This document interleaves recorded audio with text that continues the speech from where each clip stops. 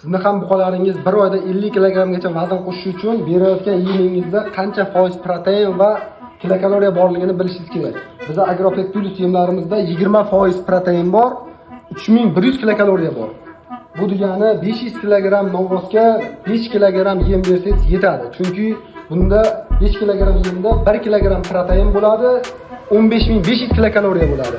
Bunga endi buqalar o'zi yaxshi semirishi uchun 1 kilo 300 gram protein yeydi, 18 mingdan 22 minggacha kilokaloriya bo'lishi kerak. Bunga 15 kilogramm selozda qorishtirib aralashtirib beradigan bo'lsangiz, bizning yemlarimizda 1 kilo 350 gram protein bo'ladi, 25 ming kilokaloriya bo'ladi.